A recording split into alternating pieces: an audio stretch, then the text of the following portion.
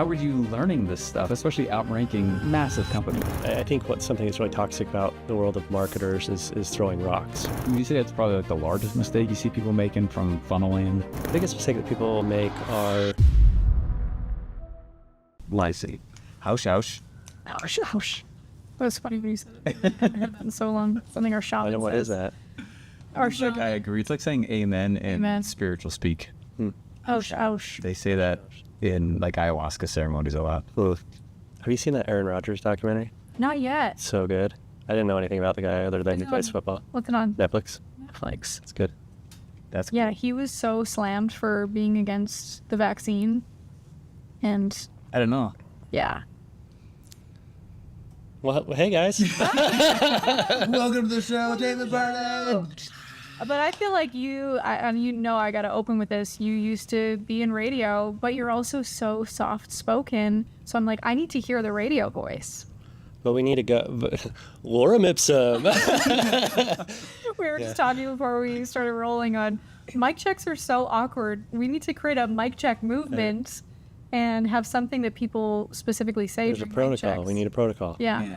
So it's the lorem ipsum. I don't know what it is after that. I don't know. Yeah. Lorem ipsum. Delson Blue. What's Delson Blue? Is that a detergent? Tide. Pretty sure. Wait. So we just went from ayahuasca to detergent in about 10 seconds. This is going to be a good one. Yeah. Well, I'm glad to be here. Yeah, seriously, super glad. Immediately, you're like one of the top people on our list as we're like people we want to interview. Well, thank you. Selsun Blue is an anti-dandruff shampoo.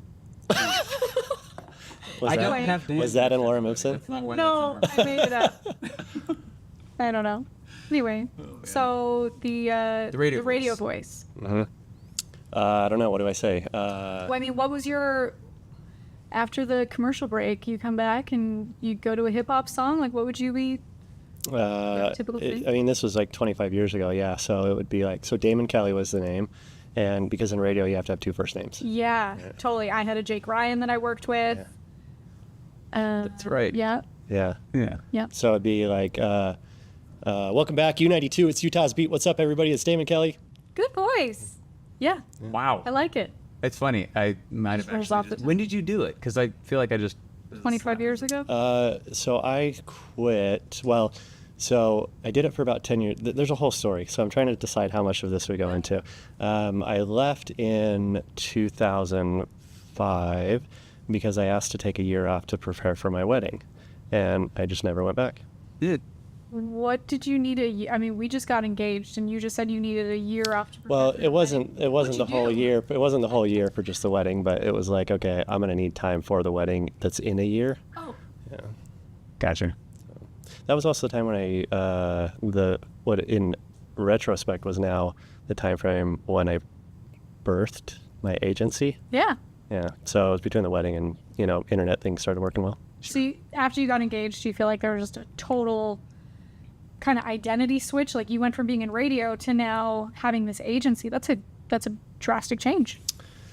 No, not at the time. I mean, there was certainly identity changes in that period, but I wouldn't say it was that. The radio was cool because we were talking a little bit about this about our childhood and stuff like that.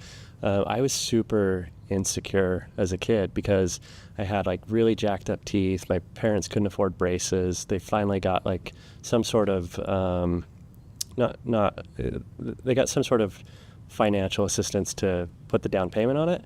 And then like no payment was made after that. So as a kid, I had to pay for my own braces and like all sorts of things like that. So I was really insecure. And then going into radio, now you have a platform and you're kind of famous, right? And so there was, but you're also really private because nobody knows what you look like, especially because this was before the internet, at least internet in the sense that we know today. And so it was a nice balance for me because we've talked about how I like being forward facing in public, but I'm actually hyper private. And so radio afforded me that balance. And so it was cool to come out of my shell a little bit. There's this whole dating phase because now I have access to nightclubs and attractive women and things like this. And so there was definitely an evolution of Damon over those years, but I wouldn't quite say it was like this big identity swing within a short time period. But that's interesting you say it though, because I feel like, okay, someone goes from being insecure as a kid to being in radio. Having a microphone, a platform. Right. That doesn't seem like an insecure person's move. So there must have, I mean, what got you in that job? You know? So it's very fascinating. It's an interesting story, and it's actually, I'll tell you the whole thing because it's actually applicable to a lot of things we'll probably talk about. So when I went to, let's go way back. So when my parents divorced when I was 2, grew up lower middle class. My mom ended up marrying an alcoholic. And so I give you that context because going into elementary and junior high, I knew that we'd never own a computer. And so this is where little things started to come into play that now looking back influenced the move into radio and influenced the moves into starting an agency. So when I was in elementary and junior high, it was like, okay, take advantage of those computers because I won't ever have one at home. Mm-hmm. And so I would start with little things like learning typing. And so I loved typing class. And so when I was, it would probably have been like 10, I was doing 60, 70 words a minute. Right. And things that sound nerdy now, but wow. And then going into high school, it's like 120, 130 words a minute. And so then I took that and then I went into word processing class. And that stuff is a given nowadays, but back then it was just starting to become a thing. Yeah. So because I took word processing class and I became efficient at it, then my senior year in high school, they said, hey, we're doing this HTML class. So believe it or not, ClickFunnels and WordPress and all these things didn't used to exist. And so you had to learn everything by hand. And so I learned all those things manually and started building websites. Now, going into college, I didn't know if I wanted to do college, and if I did, what I wanted to do within it. So I ended up going and taking generals to just try and figure out what might look attractive. Within your generals, I took a communications class. And in the communications class, the guy goes, the teacher says, hey, we're going to, 50% of your grade or some big chunk of your grade is going to be building a website. And so I said, okay, well, this is cool because I learned that a while ago. But then I realized I'm going to spend all this time and they're just going to delete it at the end of the semester.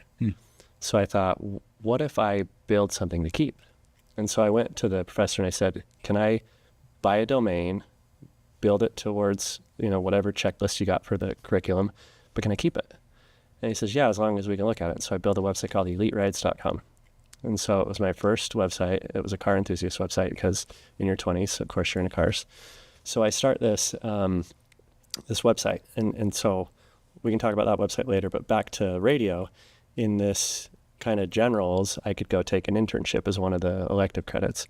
So I went and applied at U92. Mm-hmm. And so you didn't go to school for radio? You just... No, my story is like unicorn story for getting on radio. Yeah. Because usually, one thing that I've learned after when I did it for a long time was you never try to work at the radio station you like because you'll end up hating it. Oh.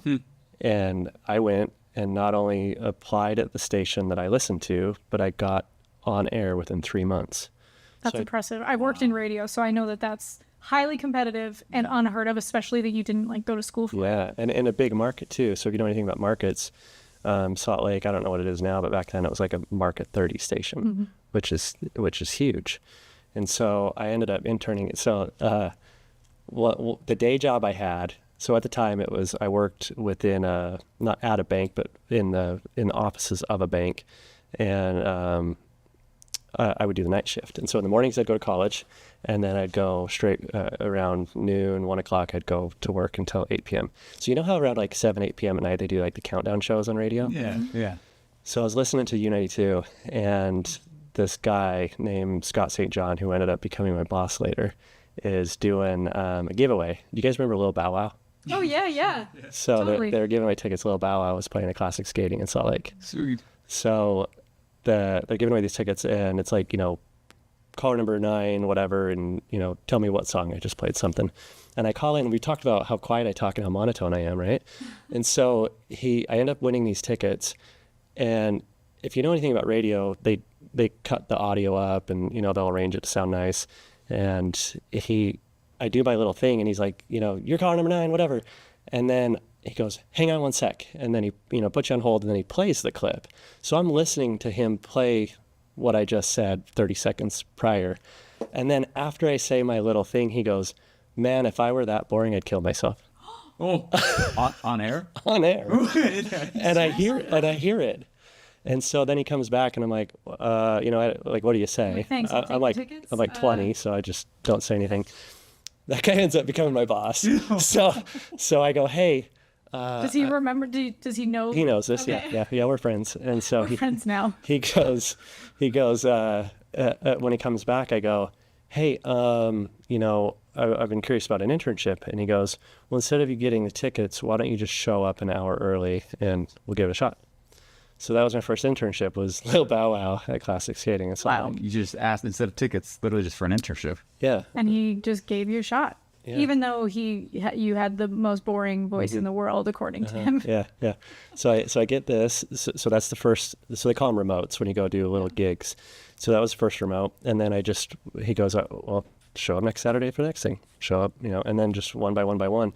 So then it was just this perfect storm where I got in at the right time at the station I liked, and then because he was the promotions director, then the program director who runs, the on-air talent, they're obviously friends. And so then he finds out about the new intern, and then they needed a night shift covered. Hey, you've seen how they do the boards, think you can do a night? Mm-hmm. In my head, like, no, but, Figure it out. Yeah. I would have like Google to be like, hey, what button do I press here? So I did an overnight, and then I picked up nights, and I picked up weekends, and then I ended up getting the perfect position in radio because I worked full time, but I never had full time obligations because my perspective really early on was I never want a full time career in radio because how transient it is. Like if you lose your Such high job, turnover. you are not going to the radio station across the street. Like you are migrating to the other side of the country. And back to the childhood, I used to move 2-3 times a year when I was a kid. And I'm like, I will never do that to my kids. Right. And so before I met my wife, before I had kids, I just already put the no stamp on that. I'm like, I'm not going to set myself up for that tough situation later. So Wow. there's my radio story. That's amazing. How long were you at the radio before you decided? 7 years. 7 years? Wow. Okay. That's also a long time. Like in radio years, that's an entire At one career. station, yeah. Yeah. on station. Well, they own multiple stations, so I got to do the hip hop station. They had a top 40 station. They had a hard rock station. So yeah. That is so cool. I used to work in radio. I don't know if I've really told you about this season of my life. I worked in radio in Edmonton, in Canada, where I grew up. And then I went to school in Toronto, big market. And they kind of had a sister station that because I worked at the one in Edmonton. And the one that I worked at in Edmonton, I had a similar, just kind of fell into it from like right out of high school. Again, kind of people, unheard of it. People go to school to get these positions.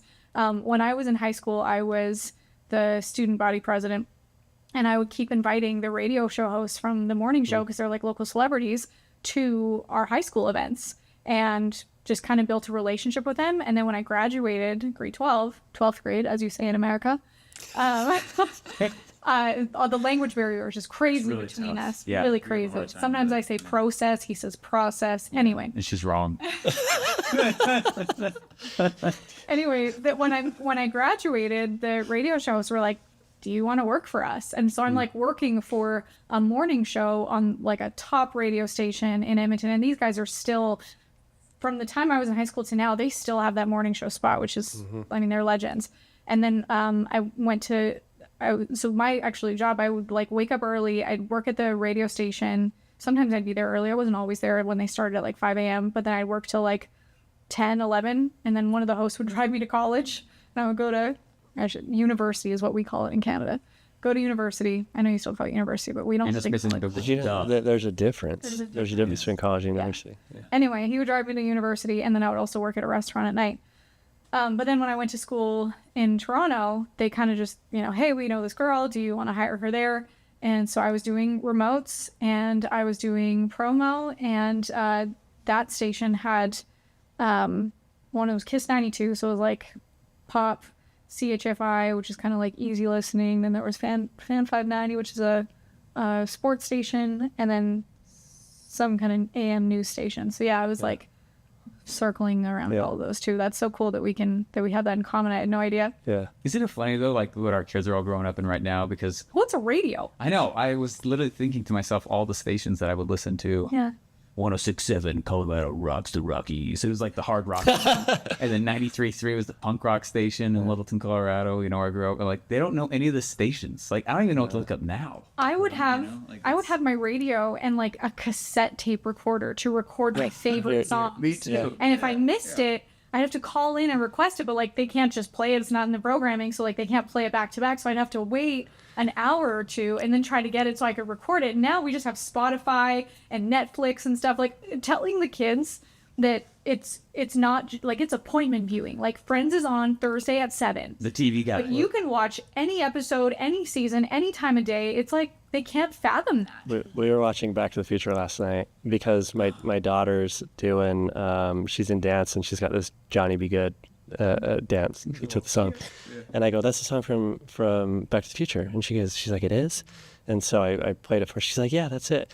And then we were watching just a couple minutes of it. And in Back to the Future, he's talking about, you know, what do they call him? Calvin Klein. Yeah. And then he goes, oh, yeah. He says something about Marty McFly says something about a rerun. And they're all, what's a rerun? It's a rerun. Yeah. The first time this is played. It's so funny, the words that just are unheard of now. Crazy. TV guide. Like not a channel. It's an actual book that you had a subscription to. Yeah. We used to get that. Oh, magazine. Crazy. Yeah. So The phone book. So you went, I mean, you're doing radio for 7 years. It's back to back to back, very busy lifestyle.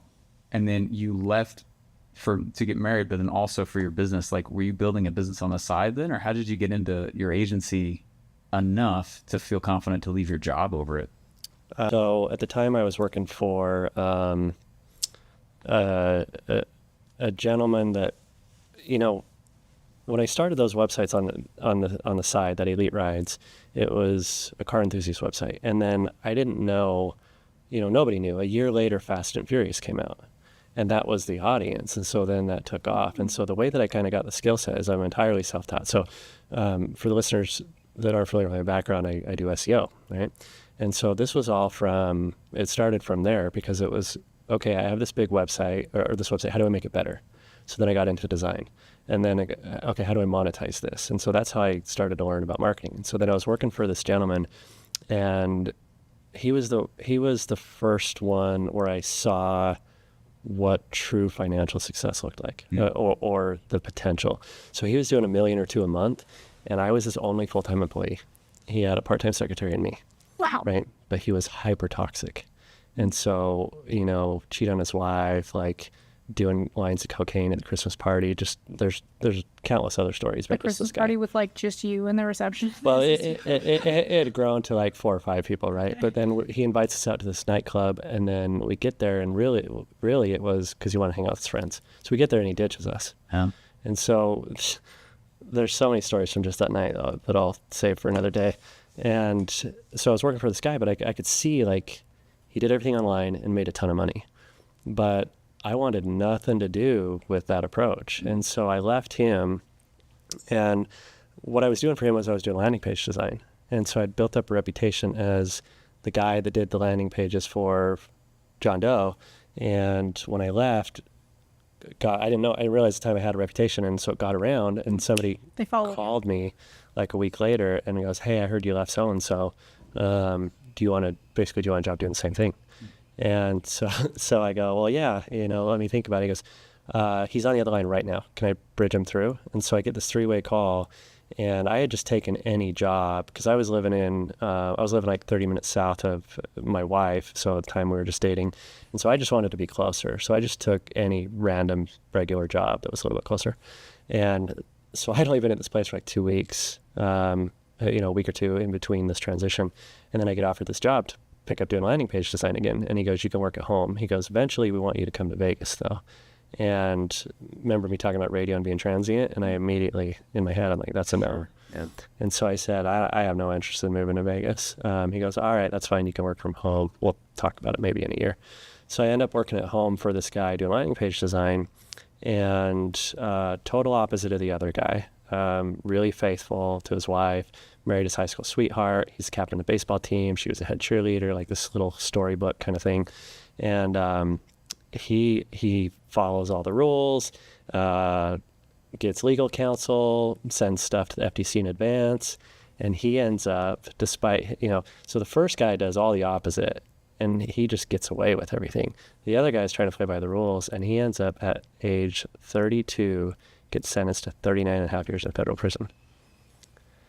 So he ends up getting this lawsuit where some guy, I can't remember the hierarchy of like district attorneys versus this versus that, but there's like, a hierarchy to the court systems. And there was some internal beef with this guy, and he shouldn't have been on the case because there was a personal connection somehow.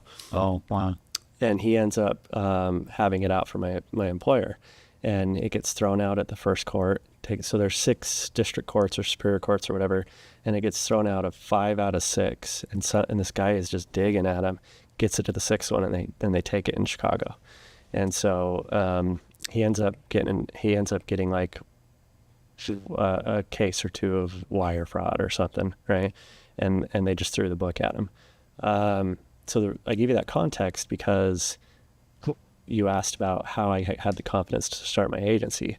So along the way of working at home for this guy, my wife worked at a hospital. And so she'd get up at 3, 4 a.m. And so I would be like, well, why don't I get up at 3, 4 a.m.? And then I will use that time to work on my side clients. And then by the time Vegas opens up at 9 a.m. or whatever, then I've knocked out a bunch of work. Or what I ended up doing a lot of the time was just doing their work first. So then I had all day to work on my side clients. Yeah. And so I ended up building up these clients on the side. And then when all that lawsuit stuff happened, before Slack, we'd use AOL, Instant Messenger, right? Yeah. And so I'm trying to get a hold of my team, and nobody's answering AOL. I call the office, nobody's answering the phone. And then all of a sudden I get a private a message back from one of the other designers and goes, hey, did you hear what happened? I'm like, no, what's going on? I can't go hold anybody.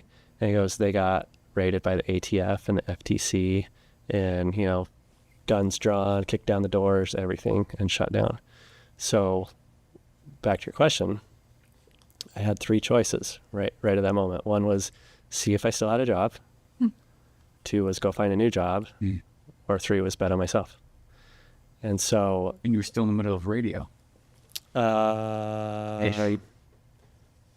I was gone by then. Okay.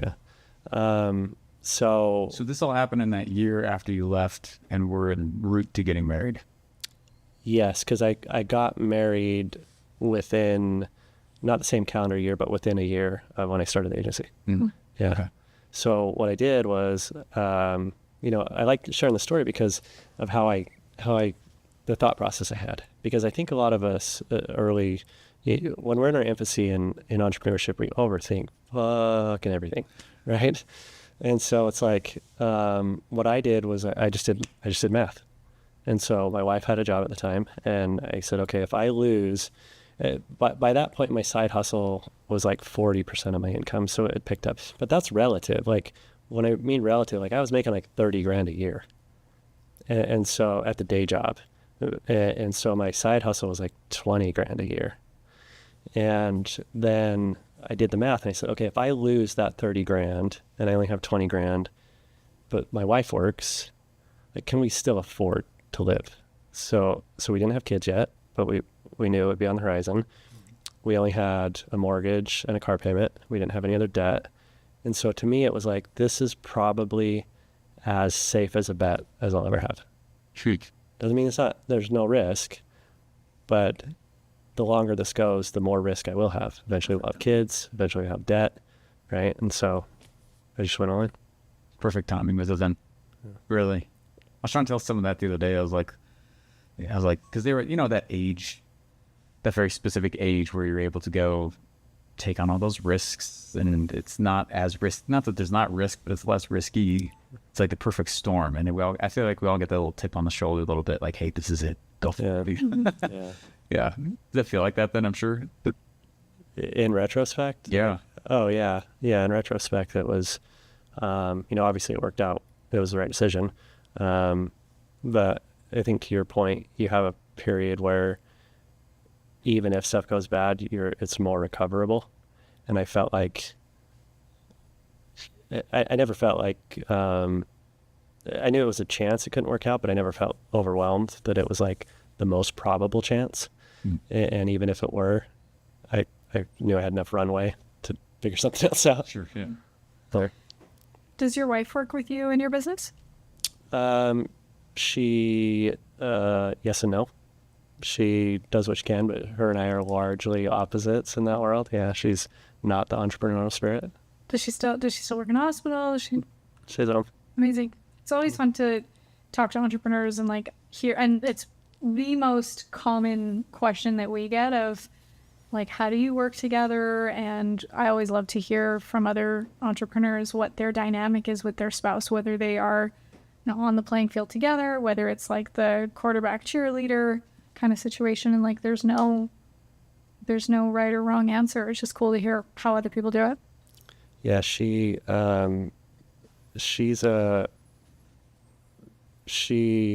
by her own words was largely born to be a mom. Like she loves that role. Yeah. So and it works out well because you know, you can have that cheerleader dynamic in a non-business way, right? And so I can be like, you're the best mom, and she's like, you're the best provider. Yeah.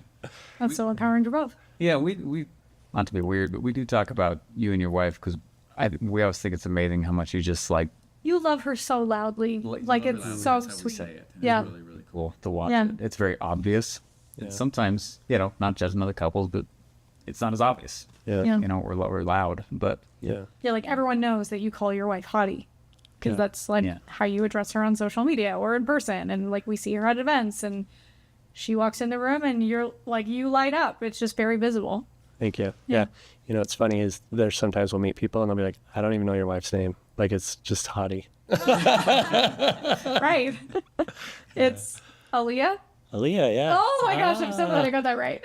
I just do it as Audie. Yeah. Yeah. No, amazing. So, well, you're kind of joking, but I'll get people that will either real life or in comments. They'll be like, do I call Do I- her Hottie? Like, how do I refer to her? That is so funny. Well, and I would love to hear more of your dynamic and like talk about this, because you are very public about your love for your family. And it's also interesting to hear that you said like hyper private, because you tell amazing stories on social media that I feel like we do get an amazing glimpse of your personal life, which I think is so important in branding. And we actually just hosted a brand workshop, and a common question there is like, well, am I branding myself or am I branding the business? But people do business with people they know. Mm-hmm. And, you know, there can be a SEO agency down the street, but I know Damon and I like him as a person, and I like how his family values. And therefore, because we're aligned, I would want to do business with you instead of just like SEO Joe down the street. Totally. And something that you've talked about in your social media is how you do, there's two directions I want to go with this. You do just like date trips with your kids, which is so cool, because I think on one hand it's amazing for parents to say, I am doing one-on-one dates with each individual child, but you go on like trips, not just, you know, take them out for donuts one at a time. And you also do these day trips just for you to go work in other locations right now. That's what we got over here. Yeah, will you talk about that? Yeah. So we talk about day trips and we talk about the work trips. You said something first, though, that I was going to come back to about, help me remember what it was. A social media post. Social media, yeah, personal branding, yes.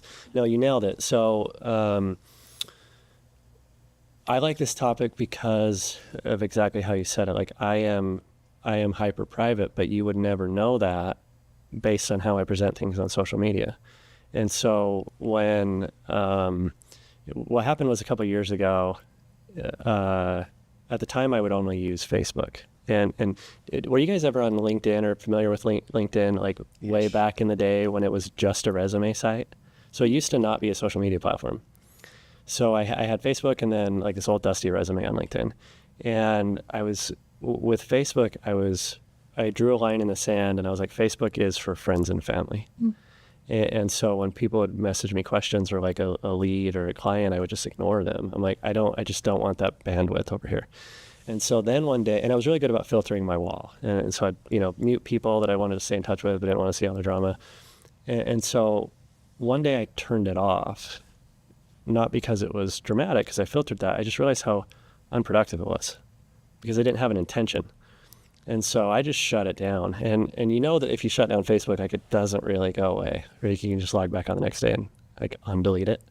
So what I did was I went through and I deleted every post I'd ever made. And then I started deleting every comment I had made on everybody else's wall. And then realizing how freaking long it was going to take, I went and asked my wife. I said, can you help me out and delete some of the stuff for me? And so it took my wife 3 weeks to delete everything. And I always joke, but it's kind of true. I said, you know, if you want to, in a true testament to the strength of our relationship, I gave her access to my private messages. And so she went through and deleted all my private messages, and then I hit delete on Facebook. So I just wiped everything out. Now, what had happened after that was I had, you know, one friend, like let's say it was you, right? So you and I would chat, and but we weren't clients. But then you became a client, so you kind of got through that filter. And so then I delete Facebook, and I'm like, oh crap, now I can't talk to Steven anymore. What do I do? And so then I was like, well, I'm not going to turn it on just for one engagement. So if I'm going to turn this on, can I be intentional about this? So then I went through kind of back to what you're talking about is when you did this branding thing and people are asking like, what am I branding or how is the approach?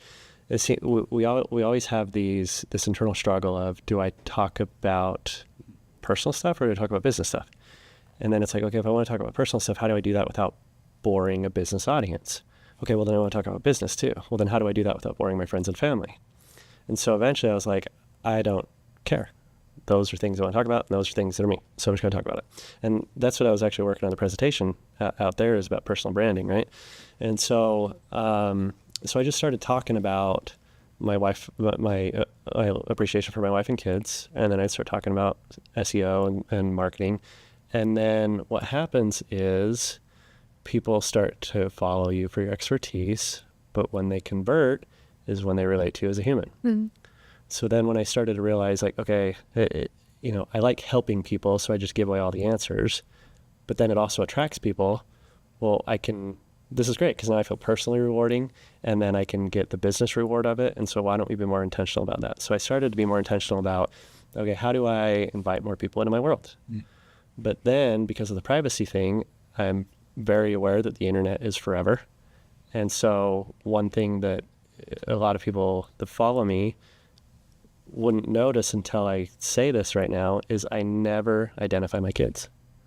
I never post an identifiable picture of them. Very sensitive to that myself. Yeah. And I never even mention their names. But you would never know that. Like if you were to look at my feed, you would assume that I just talk openly about my family, which I do with a very clear boundary. Mm-hmm. And I think those boundaries I'm not saying that's right for everybody, but that's the boundary I chose. And so there's this great opportunity where you can invite people into your world. They relate to you as a human. You grow your expertise, you grow your reach, you attract business. For me, it's personally rewarding. A lot of people send messages. It's not just about business either. I've had a lot of messages where, I'll tell you the most extreme example. There was one guy that wrote me this long novel of a private message and said something along the lines of, I saved his life because he's got all these, he said eating disorders, and I've never had eating disorders and I've never had anything close to what he was saying, but something in what I said, he was able to translate into his world and realize that there could be a positive outcome from it. Wow. And so there's all these little opportunities, and that's what it started. The whole thing was just the personal rewards. Like it felt good to help other people or show them that there's opportunity in the world. And then it just turned into business opportunity the more you did it. Wow. It's been fun to watch what you do on social media, you know, with all that. It's like 14 places I want to go with this right now. Yeah, I think drawing lines in the sand intentionally. You've said the word several times now. You said the word intentional, you know, had to be intentional to leave the radio, you know, business, and then intentional to learn and intentional. How do you have a process for what you choose that you're going to come bring into your life? Because intentionality, I mean, I think, you know, people I'll hear and they'll wake up in the morning and say, well, I'm going to be intentional. My intention today is this or that. But it seems more like it's like a personal promise covenant, the way you're using the word, which I think is really cool. Do you have some kind of, I don't know, ritual that you do with that? Or it seems like you're very specific with how you create your intentions. You're intentional with your intentions. No, I think it's probably just because of the way that I grew up, it made it really easy for me to identify the importance of not repeating all that. Sure. And so, how do I not have a dramatic household as a father figure? How do I not be broke as a father figure? And so it's like, okay, don't do those things, which by process of elimination means be really intentional with your family. So I don't think I have a lot of, I don't think I'm intentional about really anything other than prioritizing family. And then I really like entrepreneurship. So how far can I take entrepreneurship at the top of the priority list, second only to family? And my lens is really that simple. And so being intentional becomes a lot easier when you eliminate all the other options. So when you say that, because I was explaining to somebody the other day, I was like, boundary is actually freedom. The lack of boundary is not freedom, it's chaos. Yeah. And it's actually easier to live by, I'm doing carnivore diet right now, and Yeah. it's super awesome, but I did it last year and I'm doing it again right now because of the elimination part. Yeah. There's less choice. It's actually easier to live like that. But that's interesting you bring it up that way. All right, so I do want to ask about your SEO stuff because it's funny. Is that what you were doing when you left podcasting? Radio. Sorry, radio. Yeah. Podcast. The new generation. No, Yeah. I was doing mostly design. So there was a client, still a client today, 18 years later, that got me, and I want to come back to day trips too. I can't forget day trips. I've got that mentally bookmarked. So when I was starting to do, so my background was design, and then the SEO was something I was picking up on the side. So I'll tell you another funny story. So in 2006, my wife was watching The Bachelor, and Good show. she goes, "Hey, come watch the season finale." So I go and watch the season finale, and you know how at the end of a season they leave a cliffhanger, and then they're like, "Come back in 3 months to see the new whatever." Well, this time I come back after the commercial break to see who the new Bachelor was, and I'm like, that doesn't sound right. Like usually it's an extended period of time, but they're going to tell us in like 5 minutes who the next Bachelor is. And so this is when I was just starting to get into entrepreneurship, and it clicked enough with me to go, that was on purpose, but I don't know why. So now I'm interested in watching this Bachelor because I'm like, I want to know who this guy is. And it ends up being this guy named Andy Baldwin. I always wonder how many times he hears me say his name because I've said his name on podcasts. He's like, who's that guy that owns an SEO agency? He probably hates me because of what happened was, so I start looking up this guy's name and I can't find anything, like very little. And I'm like, if I understand search engines, at least slightly better than the average user, and I'm not a diehard fan, and I'm this frustrated, imagine how frustrated the people that don't know how to use search engines and are diehard fans. So I was like, well, why don't I solve that problem? And so I went and collected all the information and pictures I could about him, and I made an easy to navigate Andy Baldwin fan site. What? Does he know this? I'm sure he's heard it now, yeah, because I've talked about this a lot. Wait, So- that is so funny. He's like this random guy who was watching The Bachelor with his wife, made a fan site for me. Totally. And then we're like, and we actually brought for you Andy. Oh my He's got a rose in his mouth and everything. Andy. Will you accept this rose as a thank you? Well, what happened was I took the SEO stuff that I had learned and applied it. That was probably the first time I was like, okay, now I'm like, do I say the word intention? Because so that was probably the first time I was intentional about SEO, like purely as a project, right? This is going to be an SEO project. And so I started andybaldwin.net, and I outranked $1 billion company, ABC, in about 10 days. Wow. And so I put on ads on it, made thousands of dollars. At some point, How did you monetize this? Yeah, what were we selling? AdSense, I just threw in. Oh. Yeah. And the traffic on Andy's that going to come took after you. off. We'll cut of that. Yeah. Well, somebody representing him emailed me, and they're like, hey, we saw you got this domain. That's kind of not cool. Will you let us have it?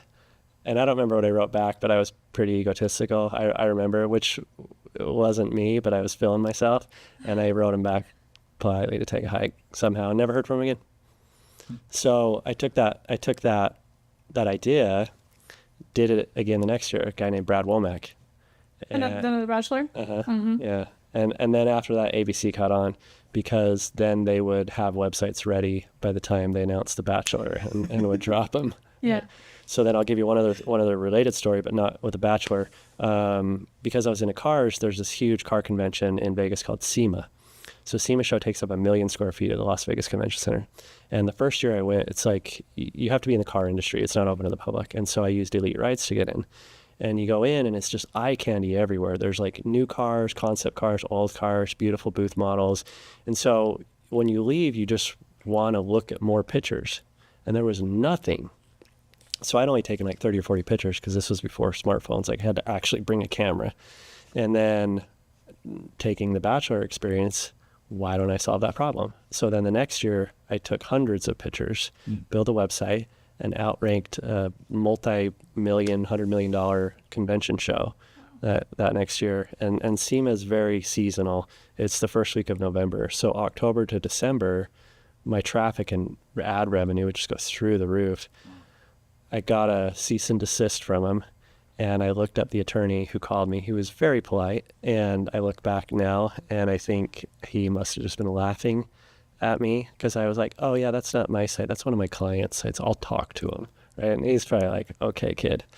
So I look up his name on LinkedIn. He's like a former FTC attorney. I'm like, yeah, I'll shut that down. Whoops. Yeah. Wow. So, were you just studying books or something? Or, I mean, No. that's not a normal route. There's not a lot out there, I feel like, on that. Maybe I'm wrong on that, but I was laughing earlier when you said, like, oh yeah, if people don't know me, my name's Damon, I do SEO. Calling For do all the biggest names. yeah, that's what I think is funny. It's like saying, yeah, Michael Jordan plays basketball. And I was like, you're like the SEO guy. Like, I'm really excited to hear more about how you've done all this. Yeah, I'm in my head. I'm like, how do we have him do stuff for things?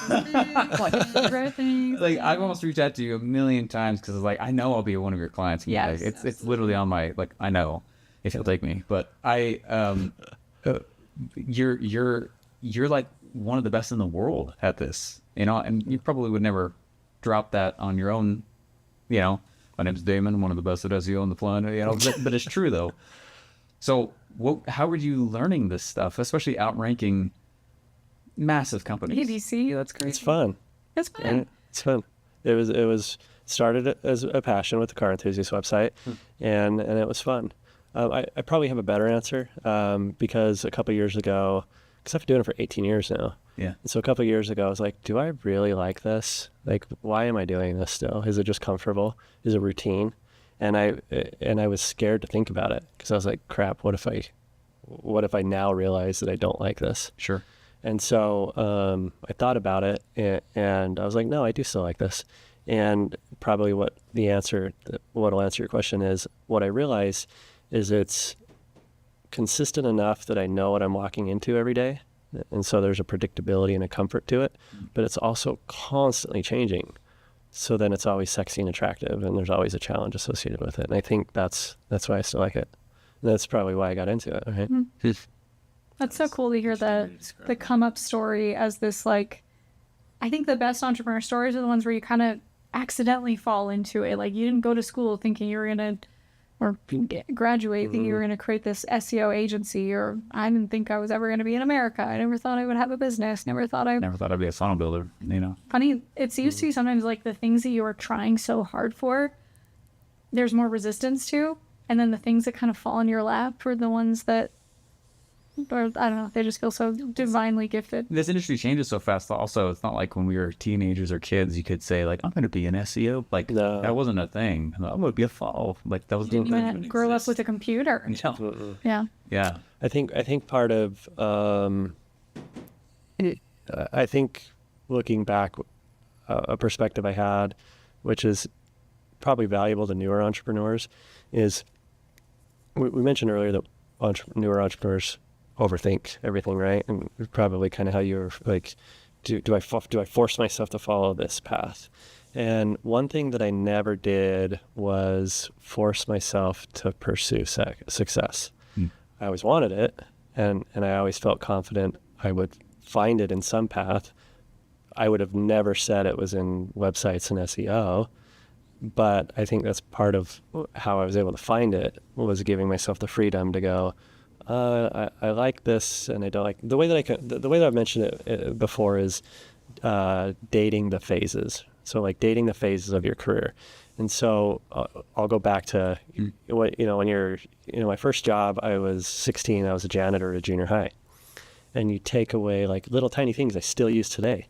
Like one silly thing that I do is, when you put the plastic bag in your garbage can, it fills up with air, and then you throw crap in there and it like poofs up, you just like poke a hole in it. And I learned that as a janitor because it lets the air out. And so like there's things that I use that are silly, but like this many decades later, I still use from my first job. And so then my second job was I worked in retail, just at a regular hobby store. But then from there, I had an opportunity to learn framing, like picture frames, because I had this manager that saw something in me, gave me a job really early. She offered me to go open up another store in another town. And so when I was 17, I got to go be a frame shop manager. I knew nothing about framing. But it's because I said yes, and they knew I, had some sort of ethic to figure it out. And I remember one time at Christmas, I was looking around, and, Christmas is a peak season for retail. And I'm like, I'm in charge of all these people, all these customers, and there was like 250 grand that I was putting in the safe. And I'm like 17 years old. Oh. And so I remember taking like little learning things from that. And obviously I knew that, retail wouldn't be my career forever, but I never hated it. I was like, okay, what do I like about this? And so the reason why I say dating the phase is like when you're in relationships, you can make this an analogy to like your career is when you're in a relationship, you go, okay, this relationship's comfortable. It might not be forever, but here's what I like and here's what I don't like. And so then eventually, like if it doesn't work out, then you go, I remember the things that I liked, and you avoid the things you don't like. It's the same in your career. And so I gave myself that freedom to not corner myself into a path, and I would take what I liked from the previous job, however insignificant it was, and then apply it and go, okay, on the next one, I'll screen out the things that I don't like. It's not my forever career next, but it has the things I like and doesn't have the things I don't like, and then just iterate on that. And I think it's really important for entrepreneurs to give yourself a little bit of a break. Right? Yeah. You just said forever career, and from earlier, it sounds like you kind of like this predictability. So you feel like SEO is the thing that's the forever, the rest of your life? More or less. I think probably what will happen is AI has, in a completely different context than everybody's thinking right now, just because I said the word AI, is AI has made SEO now live on even further. Yeah. So I don't think search engines will ever go away because people always need answers. People are always going to search things. It might just evolve, right? So AI is just another version of SEO. It's still an engine that still serves content. It's still based on credibility. So it's all the same factors that influence SEO. So I think that I think it'll become a 50-50 where it's like traditional search engines and then AI engines is how people use things. Like, I don't think Google's going away. It might lose some market share though. And so now I just have another thing that's fortified the necessity of SEO for decades longer. Now, well, my team does most of the fulfillment. I built the processes, they fulfill it. So at some point I'll probably be even less in the day-to-day, but I'll still be involved because I like it. I'll probably move to more of a consulting role. Come on. I don't believe that you should get big by bashing others. So I'm going to preface this with that question, but you're very smart, very process oriented. I'm sure you can back up all your decisions in some way by citing some use case or whatever. But what is it that, without giving any secret sauce or whatever, but can you give some kind of insight as to why your SEO and what you do for everybody really is better than? I mean, I would never go to anybody else for SEO stuff. Why is would you Joe SEO? That's what you call him. SEO. Joe SEO. Yeah, it's Damon versus Joe SEO down the street. Who's just like, wow, I got something on Google one time. Like, what is it about you, what you guys have done that has made it so unique compared to Joe SEO down the street? Probably two things. One is we actually have processes, SEO, and then I think business in general. A lot of entrepreneurs don't perfect a process, and so there's some deviation in every deliverable, right? So it's almost like like the Starbucks, McDonald's thing. Like, you know exactly what you're getting, no matter which one you're going to. And so no matter which client comes to us, we know exactly how we're going to deliver because we have these processes that we built out. And then probably the second part is we don't get distracted by shiny objects. The majority of SEOs are out there like, oh, how can I cut corners faster? Or an algorithm came out, so how can I manipulate the loophole? Where's the loophole, right? And so we Instead of just playing the game. yeah. So there's probably people that could get short-term results recognizably quicker than I could, but it's not sustainable. And so when we deliver it, there's hundreds or thousands of things that go into SEO, but you just distill it down to just 3 scopes. And so scope number 1 is how good or bad the website's built. Scope number 2 is how good or bad is your content strategy. And scope number 3 is how good or bad is your external credibility and publicity. So every single thing that you do with an SEO, every single algorithm that's ever come out to date falls in one or multiples of those 3 categories. And it's that simple. Wow. We're definitely going to be talking off camera about some of these things. No one else is allowed to hire him if he's only taking one more client. Day trips? Yeah, I was going to say, can we use this to You're gonna all come the in. way back? Yeah. That's so many quick. We got to go to trips up. Yeah. Trips. Let's go down this lane. Yeah. So I call them day trips because they used to be in and out same day. And it started because I started going on my own. Like you said, you thought I lived in California because I go to San Diego a lot. And the reason why I go to San Diego a lot is because so I'm in Utah, and in the winter, I get the winter blues. And so it's like, okay, how do I just get out? And so it's like, okay, you got this proximity and what places you can fly that are within like an hour, maybe 2. So you can go somewhere and back in the same day, right? If it's more than 2 hours, then it's just kind of not worth it. So San Diego's in that proximity. So I'd go to San Diego a lot, and I'd just bring my laptop. There's a place I always go to called Woody's that's on the boardwalk, and they just have an outdoor patio, grab a coffee, and so I'd 6 a.m. flight out, land at 7:30 with the time zone difference, and then I'd just go sit on the boardwalk for 6 or 7 hours. But then I want to get back home. I don't want to be away from my wife and kids, so I'd catch a 6 p.m. flight back. So I started doing that, and then after doing that enough, I was like, well, why don't I go try somewhere else? And I might do a day trip to Vegas or something. And so then after doing that a few times, maybe just a year, 2 years later, I'm like, why don't I do this with my kids? And so then I started taking my kids to those San Diego, to Vegas. And then it's evolved now to where we still call them day trips, but now it's evolved into up to 2 or 3 days. So that's how it started. And we've done some really cool stuff. But probably one of my favorites was New York. My kid kept asking about New York. And I'm like, he goes, Dad, can we go to New York? I'm like, yeah, sure, sometime. And in my head, I'm going, that is way farther than 2 or 3 hours. Yeah. But he kept asking. And then finally it clicked. I'm like, he's got to be asking for a reason.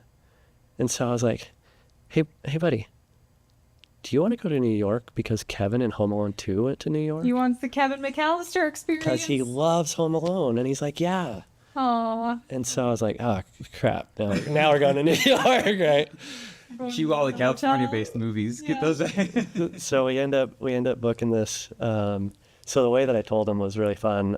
Those Talk Boys that Kevin had, the little playback cassette players? Oh. Shoot, that was like $150 on eBay, because they don't make new ones, so you can only buy old ones.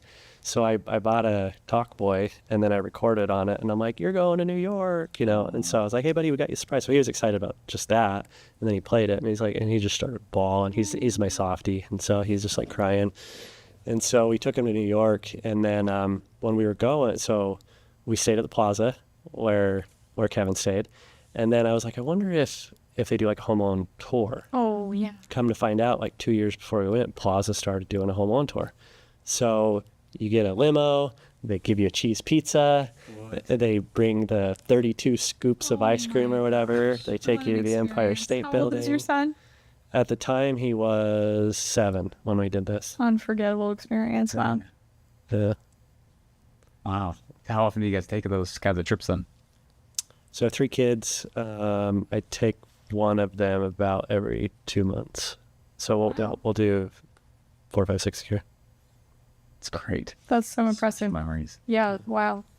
Special memories. With the day trips for yourself, what's for me, and it might also just be the season that I'm in, that I'm like, oh, the stop and start of being at the airport and going through security and then I'm like, maybe not. But at the same time, maybe it's like we like to go on, we call it visionary trips, where we'll go to LA and we'll go to a movie studio tour and just be in a completely new environment.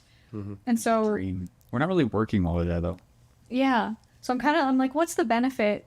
Is it just being in a new environment, even though there is like being on a plane? I guess people think a lot on planes and it's good to be disconnected on planes. Anyway, tell me like what's the huge benefit of it? Well, it started just to get out of the gray skies and the cold, right? Which is still a big factor. But it's just a change of scenery. I mean, I've been self-employed for 18 years. And in those 18 years, I've been working at home for 18 years. Yeah. Right? So it's like getting out. Like, do you guys get excited to go check the mailbox? Dude, I love checking the mailbox. I do. Sometimes I'm on my outing, and then that's when I remind myself, like, That's why I order so much on Amazon. It's for So you you. can go to the front door. No, it's for you. Sometimes I'll go to open the door, and my son will be like, I already checked the mailbox. I'm like, What? Thank you. I love you. You stole that moment from me. So part of it's just getting out. And then I also network. So every time I go somewhere now, I have this little bin that I keep in if you ever see any photos I post in my office or like interviews or something, I have if you look in the very back, it'll be over my right shoulder. I have a bin on the wall that you'll see. And that bin is like, you guys are probably in there. I print people's Facebook profiles and then I highlight where they live, what city they're in. Cool. So then anytime I go somewhere, I'm like, who can I meet? Right. And I'll go fly through that. So every time I go somewhere, I meet someone. Wow. That's really cool. Okay. I think I like this idea. Yeah, we're gonna have to go. Where do we have direct flights? Just gonna show it. Well, you were asking about doing the Kangen, the oxygen bath with LSU. I was asking you about these oxygen baths because I did the same oxygen baths in a different location, actually in San Diego. And I did it for 4 days. And for anyone listening that's like, what are you talking about? It's this center where and I don't know if it's the same because it was a different location, but I did 3 different baths in the same day. 2 of them were the cocoon water. There it is. Cocoon, there it is, yeah. Cocoon water. It's spelled Kaqun, and it's just like hyper oxygenated water. For like an hour each bath also. Right? Yeah, and then I also took a bath in Analema water. Have you heard of this one? No, It's that's probably why I didn't. You asked if I liked it. I only did it once. Okay, so this place that I went to, they do like full retreats where the full protocol is like 14 days or maybe even more, and you're basically taking 3 to 4 baths a day. Yeah. Which, for a day or two, sounds nice, but after 2 days, I was like, I'm bored. Yeah. Just 3 or 4 And hours. wrinkly. Yeah. Yeah, but I gotta say because I'm tracking my cancer markers and they're like in the yellow. My doctor kind of describes it as like the last 5 pounds, that they're not fully in the clear yet. They're kind of fluctuating in this little range. And when I did those 4 days of oxygen baths, like my numbers were the best they've ever been, and it was the most drastic spike or Decrease. decrease change in my numbers. And then shortly after they went right back up to where they were before. So I'm like, that was the major change in that time, was I did the 4 days of oxygen baths. And I'm like, I wonder what would have happened if I would have stayed for a week or 2 weeks. Because there were other people that were in there at the same, and it was interesting, like being in this place was almost like a mastermind, because the other people that were coming in were all entrepreneurs. One of them had a reality TV show, and we're just sitting in the waiting room between our baths in our robes and and eating organic food and talking to each other. But there were some people that did the full 14 days and like cancer gone, or a woman that was trying to have a baby, like now she's pregnant with twins, and there's something to it. But I think that wild card of the trips is important too. Yeah, like sometimes I'll get burned out sometimes where you're talking about going through security and getting on the plane, and I'll have to take a break. But then I don't need a break that long to go, I miss getting out of the house. Yeah. Or like you said, it's like a little mini mastermind. There's always like if you go to the lounges, you can run into people. I bet you have good airline points with that. Oh, dude, I give them away. Like, we talk about like, helping people on social media and stuff like that. I think in general, I just selfishly enjoy helping people. Like it feels good. And so I have 1.5 million points or something like that. And I just give them people all the time. That's nice. Yeah. You get a points to comic club. Man, when you play the points game, it's fun and easy to rack them up. When you just know, like, oh, buy your groceries on this card, buy your I'm playing that game. Every time I used to do Southwest forever. I'll tell you something. So I almost always fly Southwest and Delta, and Southwest, their companion status is different than everybody else's. So like at Delta, if you get companion status where you get a certain amount of points, and it's like, hey Marley, you can bring one friend with you one time. Southwest is person of your choice, changeable up to 3 times per year on every flight for that year. Wow. So we talk about taking my wife and kids everywhere. So, okay, well, me and my wife, we pay for. And then if it's business, and then points for the kids for free. If it's not business, me and my wife use points. But then I have companion status, and she has companion status. So 2 of our kids are free. And then we use points on just 1 kid. Wow. Okay, we're learning that one. Yeah. That's cool. We've been getting the points thing lately. Yeah, I'm like, our honeymoon is just going to be totally paid for. Points, yeah. Yeah. Sure. Well, now this makes me think of like, because we've talked about doing a day trip to Disney. Like we were going to go for Christmas, and then we were like, oh my gosh, it's going to be so crazy at Christmas. But yeah, we could fly in morning, get there at like 7 a.m., fly out same day. Yeah. Yeah. I think it's important for entrepreneurs to get away, but also exposure to stuff. There's some book, I can't remember what it was. It was like explaining that absolute, like as essential as breathing it is just as essential for entrepreneurs to play. So otherwise the creativity just like also plummets, and it's taxing to create, There's a concept I heard too for marriage to have the 7-7-7 rule, that every 7 days you go on a date, every 7 weeks you do like an extended, whether it's a day or a weekend kind of date or a staycation, which we just did our first staycation here. It was so fun. And then every 7 months you do a week-long trip. Yeah. Well, another thing is, when we've gone to, the 3 of us have met in like Mexico and stuff like that, right? So anytime you go to those places, like it breaks. I don't know about you. I'm willing to bet yes. When you come back from those things, you have such clarity. You're like, all that other stuff doesn't even matter. Like, and it just eliminates. So I've realized that 4 days is my sweet spot for trips. I need like 2 days to unwind. Yep. Because if the whole trip is 2 days, I'm going to be high strung the whole time, and I'm going to come back high strung. I need like to hit that 3rd day to actually enjoy a day. But then the 4th day, I'm like, oh man, got a lot of stuff to do. Not like stressed out, but like, I'm missing opportunity. Yeah. I got some cool stuff to do. You turn back around and then you're like ready to go, versus you come at it from a place of excitement instead of anxiety. Yeah. Yeah. Yeah, the pattern interrupter trip. I think we should try this. We should put something on the calendar and do a day. We'll tag you in it. Yeah. Thanks, Damon. Yeah. Do it. You could start a day trip mastermind. Yeah. That'd be super fun. I'm sorry to be the guy to pull back to SEO stuff. I just have a million questions for you on this, because you pop in my mind a lot. I don't know if that's weird to say, but you do. Yeah, it's so weird. That was slightly sexual. You couldn't even make eye contact. The rest of the time, I'm going to look up into the light. So, Damon, SEO. No, I'm always fascinated with SEO stuff. I got started in that era where SEO meant the number of backlinks you had mixed with the number of times you could say a keyword on a page. And so everyone was like, keyword stuffing and getting all kinds of... And I didn't know what I was doing. And so I was doing that, and I was helping rank people and get traffic. And I was in college, and my path took me elsewhere, but I've always been fascinated by what you do with it. And I've always been fascinated, I love the stats you'll post on your, everyone should go follow Damon on Facebook. The things that you'll put on Facebook is so funny because, we're over here going like, oh, I'm dumping tons of content out and lots of ads and I'm doing an event and all this stuff. And you show like that stuff is good, but then you'll just come in and be like, why don't we just rank you on the biggest search engines on the planet, and it's more traffic than the person. You know what I mean? It's comparable, but also it moves at a different speed.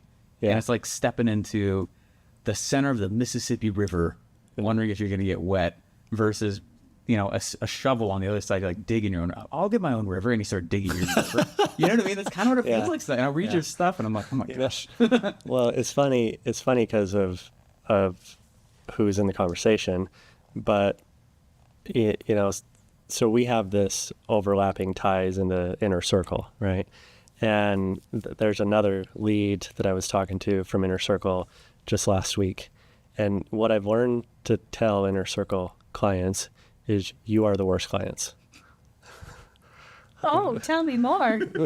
But I say it lovingly to set expectations, sure, right? Sure. And so what's interesting is because, basically the same thing of what you've already illustrated, is it's such a different world because, and this has nothing to do with inner circle. It's just the concept of paid ads, right? And it's all about instant gratification. Like, how quickly can I put my dollar in to get $1.50 out? So true. And so SEO is like, there's this great little graph I put in my proposals, and it shows like, paid ads, and it's like, on social media. And so there's like a predictable trajectory. And then there's like, so paid ads ends over here, and then there's like SEO, and it's like, right? Then there's the lucky stage. Yeah. So with all these other forms of advertising, to your point, like I think something that's really toxic about the world of marketers is throwing rocks, right? So it's not that one's better or worse. It's just, where's your patience and your cash flow, right? Which one can you tolerate? And so paid ads is nice because it's it's more predictable, but it's also capped because you put $1 in, you get your $1.50 out. But then at scale, you put $1 in, you get $1.10 out, and it gets diluted over time. And then also the ad could change, compliance could change, Facebook, like anything could change, and then all of a sudden you're starting over. With SEO, it's like $1 in, nothing out, $1 in, nothing out. But then you put $1 in, it's like $10,000 out, right? It's just way higher. And what I've realized where a big misunderstanding is, and where other SEOs fail to communicate is, okay, you probably know that SEO takes time, but do you know why? Right? And so it's progress versus monetization. And so the difference is in progress, I can show you moving from page 10 on Google to page 8, to page 5. So I can show you progress quick, but all the traffic is on page 1. So you're not monetizing it. So that's the difference is I have to set expectations with clients that come from this paid ad world to go, you have a muscle memory thinking this is the only way, and it's not.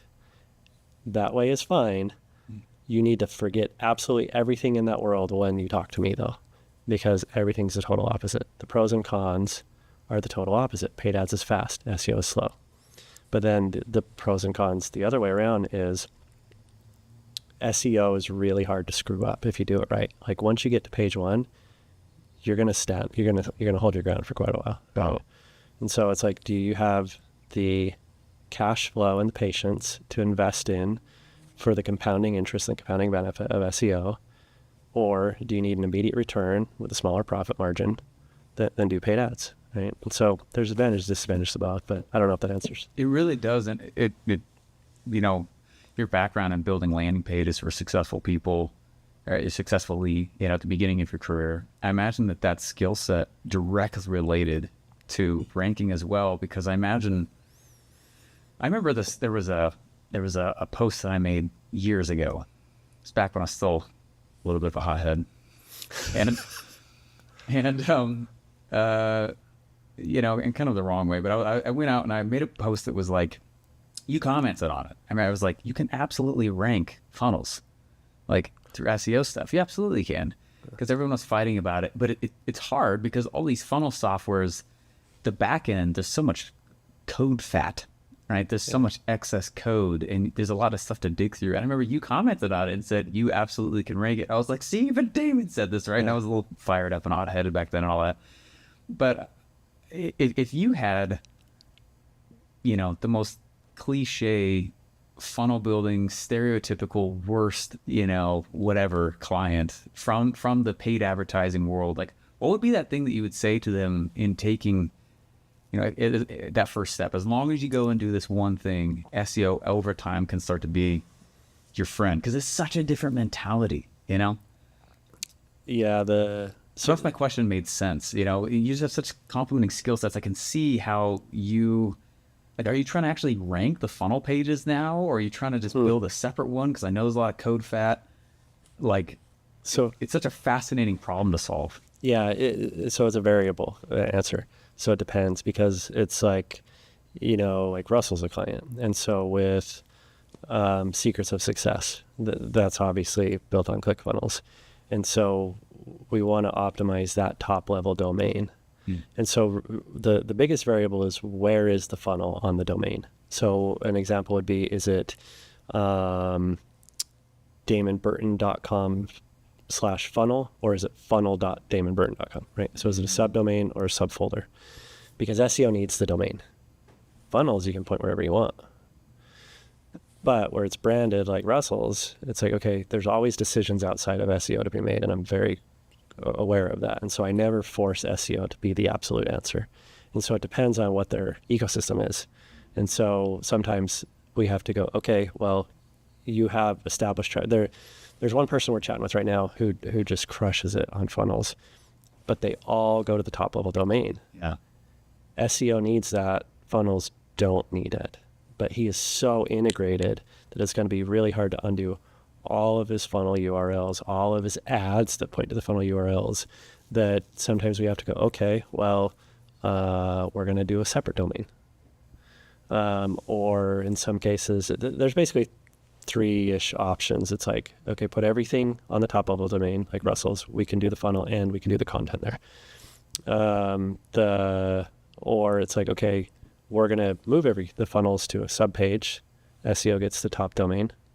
Or they're so integrated that I could create a bigger mess. It would help SEO, but it would hurt other stuff so substantially that it would affect their business model. So then in that case, SEO takes the second position and might be on a subdomain or a separate domain. So it really depends on the scenario. But yeah, you're right, where it's like, how do you set those expectations? Really, it's the biggest difference is like the avatar for somebody who buys off paid ads is different than somebody that buys from SEO. So with like paid ads, you're stereotyping a persona. You're going, they're generally this age, they're generally male or female, they're generally this interest. But with SEO, it's agnostic to that. SEO, you're targeting the pain point. So you don't need to target the age and the demographic usually. And so when you think about that, that's why funnels work really well for paid ads, is because when you run paid ads, you generally interrupt somebody. And so you want to get them in and out, right? That's why landing pages work so well for that. With organic, they're trying to solve a problem. They sought out. They were not interrupted. They initiated the engagement. Totally different. And so they want to find an answer, or they want to trust a theme or feel more comfortable. And so they want information. And so when you think about that, it really changes how you frame the landing page, right? So, and that's why content does so well. And that's, long story short, that's one of the biggest differentiating factors is you can only rank for what Google can read. That's why traditional websites work so well for SEO, because you have to build a content machine. That makes sense for the website itself. So your preference then would be that SEO is going to the root, where funnel is not going to a folder, it's going to a subdomain? It can go the ads can go anywhere. SEO just needs the top domain. The top of the root. So you can run ads to a subdomain or a subfolder. Organic just needs the top. Would you say that's probably like the largest mistake you see people making from funnel land? No, the the biggest mistake that people from funnel end make are, to your point, they don't understand that there's bloat behind it. And so that bloat serves a purpose, but that purpose is outside of SEO. And so there's a convenience factor of building landing pages easily with funnels. And so the reason why the code makes a difference is because user experience and page speed is a big factor. And it's also a big factor in your ad performance too. And so if you understand, that's why I probably commented on your thing, was people don't understand, funnels are built to serve a really unique purpose. And that doesn't mean it doesn't work in other things. You just have to understand how to pivot its original intention to also be multi-purpose. So people don't realize that, so they don't know to go, oh, I need to tweak that thing that serves a different purpose but isn't applicable to SEO. So understanding the technology helps. So it's two things: understanding the technology and how to pivot and bridge the gap, and then two is understanding the importance of the different content strategy. I know I'm asking a lot of deep questions. Hopefully the podcast is all right with and all that, but I love this part of it because, it's you're the only person ever that I've also heard say like the avatar is different for funnel land versus SEO. The pain point thing, I've never heard anyone else describe it like that. That's really interesting. One's fueled by pain, one's fueled by instant gratification in the moment. So what type of business or businesses or industry, even if there's a pattern there, is kind of like a best fit and easiest tee up for you as an SEO agency to blow up versus like the worst, the hardest one, the longest distance to kind of cross with them? The two biggest things would be, for me, I'll answer that two different ways. I'll answer that for me specifically, and then I'll answer that for the industry in general. For me specifically, it's you can't be a dick. That's number one. Rule number one. Rule number one. I put that in my contract actually now. Inspired by you. It's in the contract because of you. Yeah. You made some post about that. I was like, you can't be. Reasons not to hire. Reasons not to hire. Yeah, you can't. I have a full page. Yeah, full page. Yeah. So that's kind of a privilege, to not take on any more mental bandwidth than you think is appropriate for the compensation. But I think in general, it's patience and cash flow. And so a big part of that could be the profit margins on the product. So if you sell a widget for $1, then you're assuming that your cost of goods is like 30 cents. That's a crap load of widgets you got to sell to pay $3,000-$4,000 a month in SEO just to break even, and then double that again to make a profit on it. So price point's a huge factor. The other thing is also the patience of the client. And so do they have the literal patience and then also the financial runway to not get an ROI for at least a year? So it's much more about the psychology of the client than it is other than the price point. It's more about the psychology of the client than the product. Interesting. I would not have expected that is the end all be all answer. Yeah, because our clients are all over the board. Like, we got the big ones. We got Russell and Tony and professional sports teams, but then we got mom and pops that we've taken from like kitchen tables and little backyard garages into 50,000 square foot warehouses. So there's retail products, there's travel, there's consulting, there's software. It's all over the place. It's amazing. It's amazing. And you said 3,000 to 4,000 a month is kind of where you get people started. I'm sure it goes up from there, but that's probably the biggest percentage average. Sure. Man, that's powerful. I feel like, with all this AI stuff that SEO plays an even larger role as it already has, moving forward, ranking all this stuff. And there's going to be this amazing, it's almost like, all right, on Instagram or different places where you're creating content that's in the moment, was kind of kept a little bit separate somewhat from like SEO stuff. But now there's like, you can search things easier, even on short form. Like you can, even on Google, there's things that pop up when you're searching now on YouTube. I know it's been around for a little while, but there's going to be this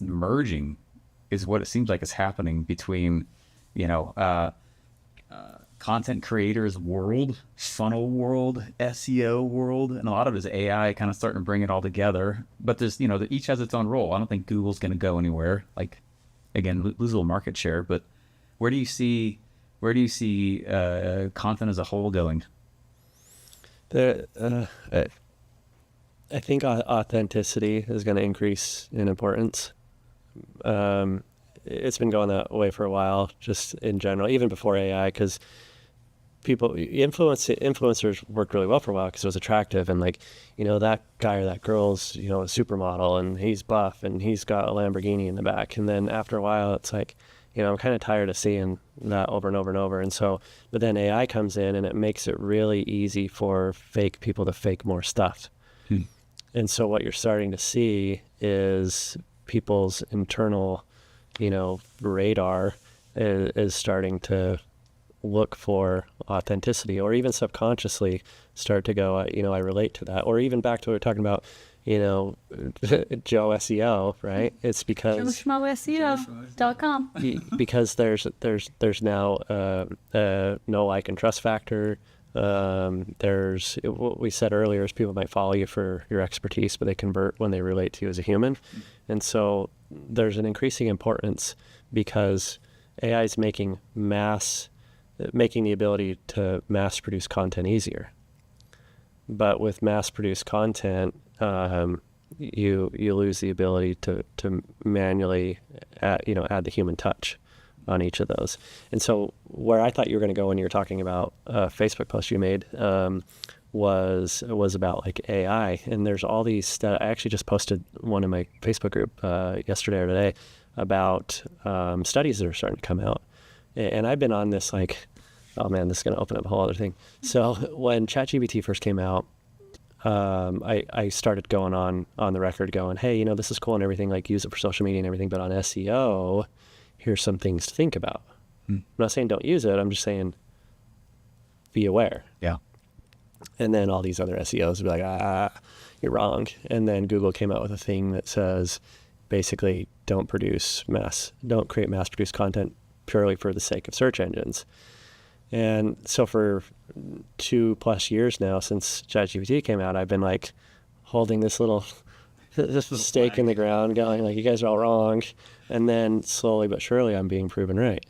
And so Google came out with an algorithm update last spring that affected, they didn't use the word AI or artificial intelligence, but the entire verbiage is don't mass produce content. So it was very clear that it was about AI. Well, then all the people that come back and are naysaying on see, Google said it's not AI. It's like, as long as it's value added. I'm like, I don't care. Because one thing that I've learned doing this for so long is pretty much always do the opposite of what Google says. So if they come out with a policy, it's really not because they don't want you to do it. It's because they know it's working. And they're like, how do we get them to stop doing that? So then what I just posted in the last day or two was other major players in SEO that dig deep into data. They're starting to make posts that are going, we did 1,000 posts on these sites that were fully AI automated, and then we did 1,000 posts on this side that were manually touched, and it'll show like literal statistics on the performance of readership, time on page, conversion, click-through rate. And it's like 5-to-1. It's like 5x the performance on the manual stuff. And I think it's because you relate to it, even if it's subconsciously. And then we also, a lot of these, it's like, all of us have read some crap online where you're like, something's off in the flow of how I'm reading this.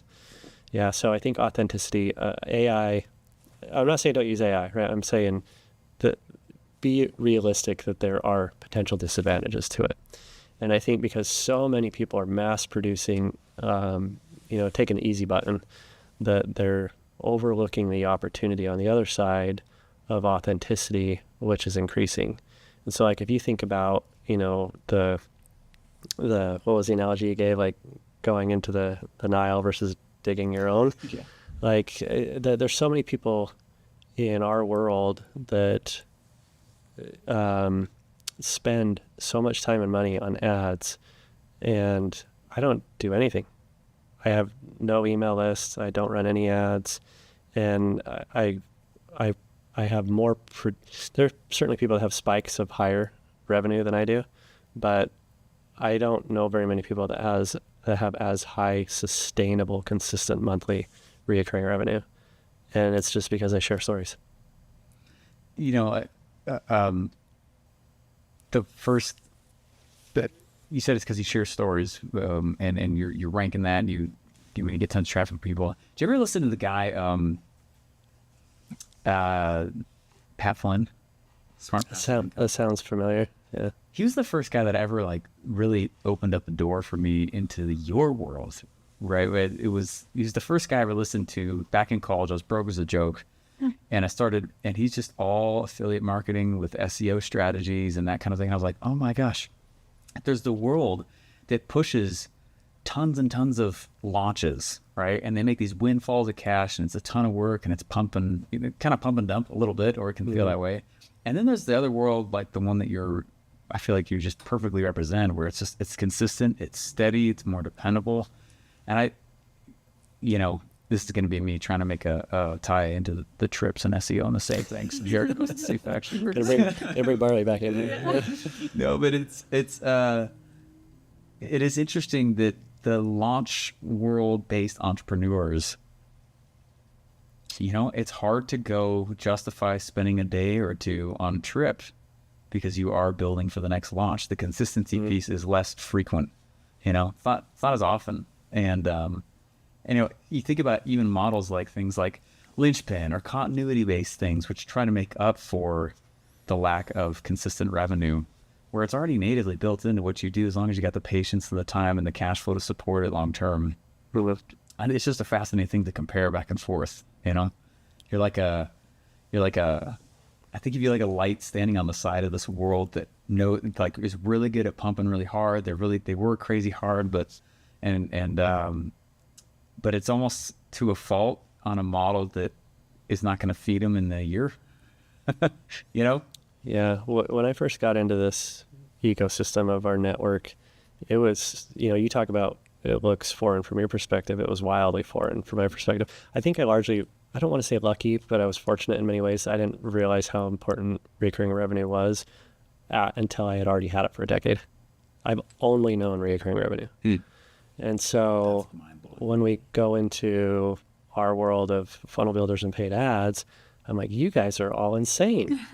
Like, it was so weird to me for the first year. I'm like, nobody, like everybody, like feast or famine, right? Feast or famine. Yeah. And it was really interesting to think about that. But yeah, I mean, the reoccurring revenues is awesome. I'm probably not the best person to give a perspective on it because I don't know any different, right? But by being exposed to other business models, I've now realized how valuable it is. I know I'm blasting you with questions. And what's your favorite form of content to produce for the SEO's sake? I give an answer to a similar question. And if I'm asked like what's the best way to optimize a piece of content, the best way to optimize a piece of content is to not SEO it. Because when you start to try and SEO it, you over-engineer it. Mm-hmm. Huh. And then you start to undo that authenticity. And then, we talked about this authenticity as like a conceptual thing, right? But there's also literal statistics associated with it. And what I mean is when you start to over-engineer a piece of content and it becomes less authentic, people don't stay on page as long. So you start to get into time of readership. You start to get into content depth, like how far they scroll. Like if it doesn't resonate in that first paragraph, you're not getting the second, which means you're not getting the third, which means you're not getting the fourth. And so there's like very literal metrics that come along for the benefit of authentic content. So the way that we do content strategies is we try to go, okay, here's a better answer. So the first thing we focus on is getting in front of buyer intent. Too many SEOs focus on writing for the sake of writing because you hear it's important, do a bunch of content. You can only rank for what Google can read. So people just start making stuff just for the sake of making stuff. But what we do is we first go through and we go, okay, who's the avatar? Who's the ideal buyer? What are their pain points? What are signals of pre-qualified buyer intent? I'll give you an example here in a minute. But there's these tools that we go through and we go, how do we get in front of, instead of making up content, people are already asking Google something. What is it? Let's get in front of where the demand already is. So that's the first thing, is buyer intent. So like an example I give in a lot of these presentations is, let's say you're a life coach and you go type in life coach to these tools. I'll give 2 free tools. So one's called Answer the Public and the other's called Also Asked.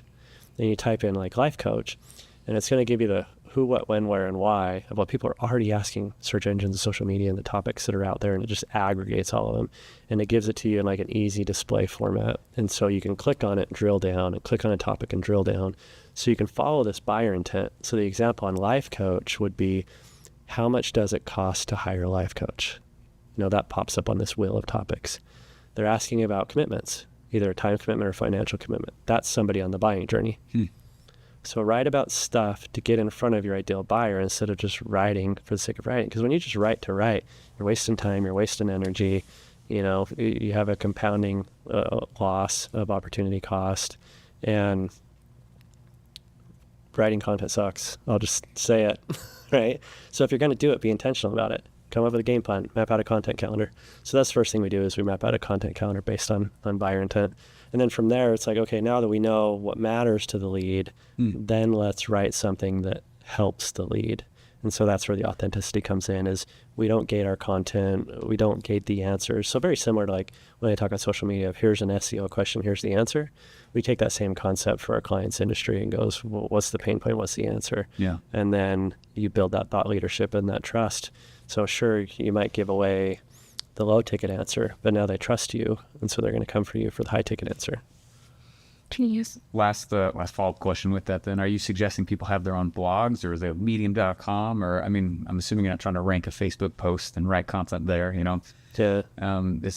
Is there a type of content itself that you're liking the most, Yeah. YouTube, podcast, blog? Is it those 3 the staple? So good question. You want to position the content where you can control the funnel, the flow of the lead, right? Follow your own website instead of a Medium. Yeah. So, because if you put content on Medium, you're increasing the value of Medium, and you don't own Medium. Sure. So you want to put your content on your website. Now, that's not to say there's not value in Medium. The nice thing about Medium is they already have an audience. So if you just want to get in front of eyeballs, there's a different value there. But if you want to build up the credibility and create an asset that you own and control, then it goes on your website. But there's also a great path to explore about like YouTube, because YouTube has its own value. And YouTube is technically the second largest search engine, second to Google. But Google also owns it. So there's some favoritism there. And so what you can often do is you can dual purpose some of your content. So you have a well-optimized video on YouTube. You get all the value of YouTube, but then write a blog about the same topic. And then here's what you do. You have your blog with your text, embed the YouTube video at the bottom of that blog. Because the reason why you do that is now you've diversified your content. So Google goes, well, Steve's really an expert, because not only does he write about things, but he records and does images and videos. And the other nice thing is Google goes, because you're more of an authority, let's position you higher. And then because you kind of connected the video in your blog, where do you think you have better control of the funnel path, your website or YouTube? So now you create this opportunity where Google goes, well, Steve made that video. Instead of sending them down the YouTube rabbit hole, which you can't control, and they're going to get lost, they might now show it'll still show the video thumbnail, but instead of clicking through to YouTube, it'll click through to your blog. And now you can control the funnel. It's so funny to hear all this and be like, wow. Yeah, that's a whole world I have really not dived very far into at all. And but I've produced so much content that has been on other people's platforms, right? Not ranking my own stuff. Just it's really like peeling back. You used to do blogs. I did a week. Yeah, for long. I had 4 different blogs I was running. Yeah, it worked. So I stopped it. When something's Very working logical. too well, you just gotta burn it down. Yeah, that's an entrepreneur habit. Yeah. Mend the error of my ways. Yeah. Mm-hmm. Yeah. Well, you've been listening to a masterclass by Damon Burton. Wow, amazing. Maybe share where people can find you if they're like, okay, we clearly need this. Where can they go to check you out? DamonBurton.com will have everything on there. And then on there, there's also a free download to my SEO book. Perfect. Awesome. Which I have and love, by the way. Thank you. Yes. We should brought a copy of it here. Well, thanks for It's been joining fun. us. Now we're gonna go on Day trip. plan a day trip. We're out of here. See you guys. We're all going together. That's so awesome. That's fun. I'm glad I could make it up. Yeah, thanks for joining us.